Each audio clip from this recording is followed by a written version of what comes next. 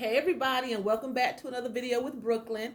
It's Friday, September the 11th, 2020, and I wanted to come on here before I get prepared to go to bed tonight, and I wanted to talk to you all about, another article that I found that came through my feed about George Floyd. We know George Floyd was the young man who was killed by the police officers with a knee to the neck. You know, the one that was screaming, "I can't breathe," and asking for his mother.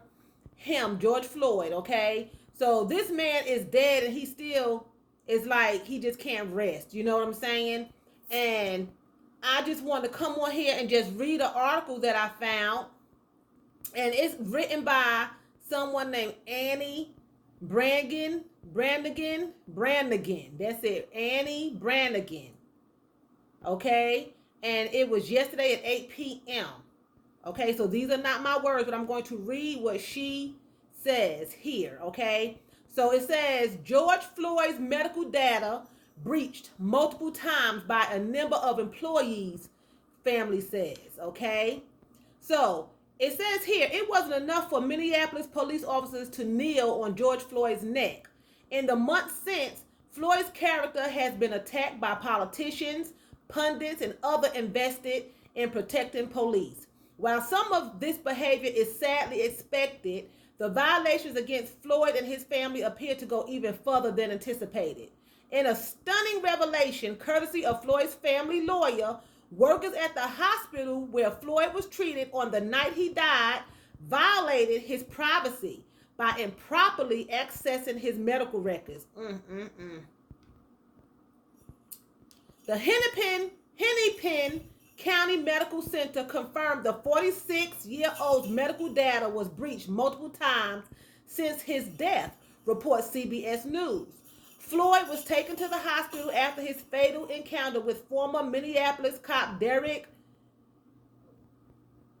Chauvin, something like that, who kneeled on his neck for more than 8 minutes as Floyd lay prone on the ground, pleading with officers that he couldn't breathe. Okay, it says the attorney says he was contacted via letter by the hospital about the breaches. The letter said there were breaches of his data over multiple dates and that the employees involved are no longer with the organization. The family doesn't know what kind of records were accessed. Okay. Care 11 reports that the employees involved were fired for HIPAA violations. A number of staff members were involved in improperly accessing Floyd's medical records, reports the New York Daily News. Now, it's sad that you can't even go into a hospital and trust that your privacy is going to be respected. This is ginger tea, y'all. Ginger tea with a piece of aloe vera. It's not the best tasting thing, but it's good for you. I'm drinking this. It's hot. So it's sad that you cannot go into the hospital and trust that your confidentiality won't be compromised. That's sad. This man was dead. I guess they were getting his information, probably selling it. I don't know. That's just my speculation. But it's sad that you can't even go. It's just sad that people try to benefit from a person's demise. That's just sad, Okay, so it says when George Floyd was desperate for a breath, the city of Minneapolis pushed on his neck further. And even after death, he was abused and mistreated by the system, okay? It's a nonstop issue, and they were very upset, very disturbed, disappointed that even in death, that George Floyd's character is being maligned by people that didn't have any business looking at his personal, private medical records. Okay? It's just crazy. It doesn't make any sense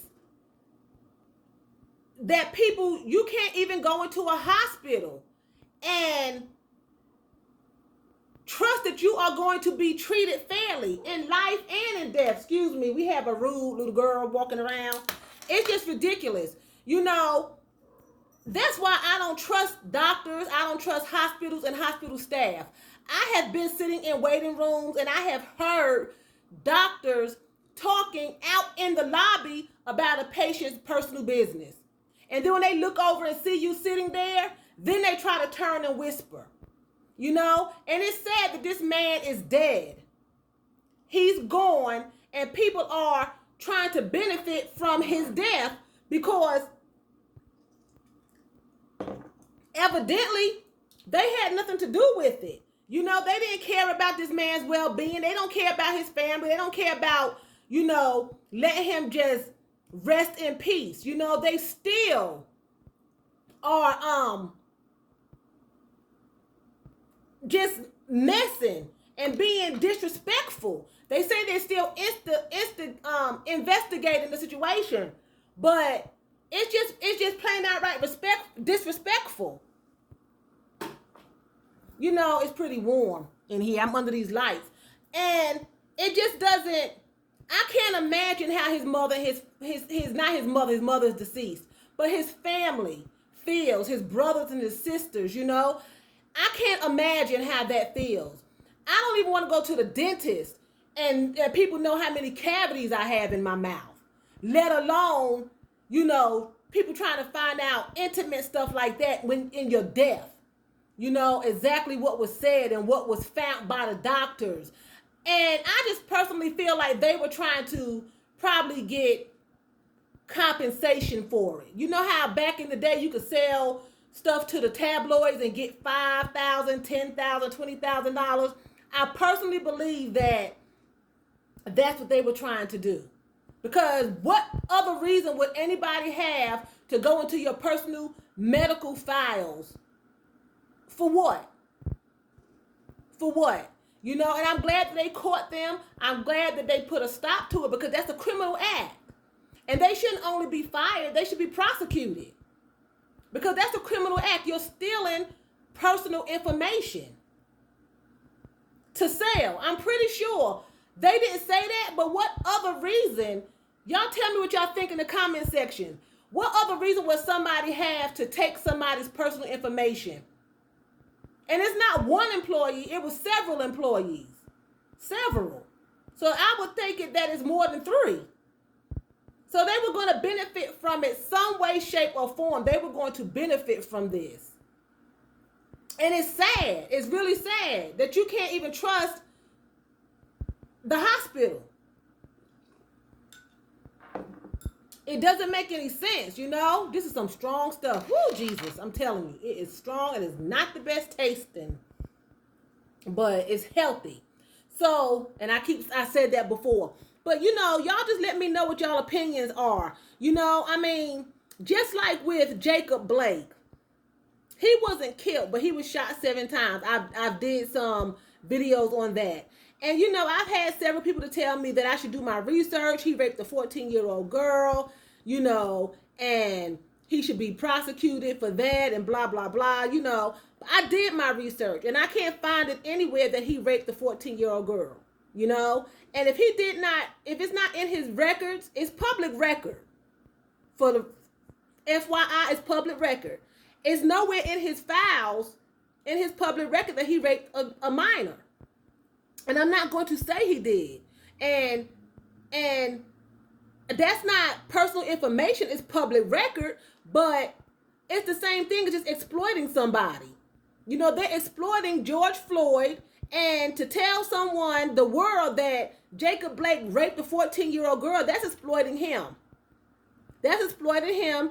And it's just ridiculous. You don't do things like that to people. You don't benefit off their demise. You don't spread rumors and lies and things like that on people. Now, they said that he raped, it was in his criminal record that he raped his ex-girlfriend, you know? But I'm not going to get on here and say that he raped a minor if it's not in his file.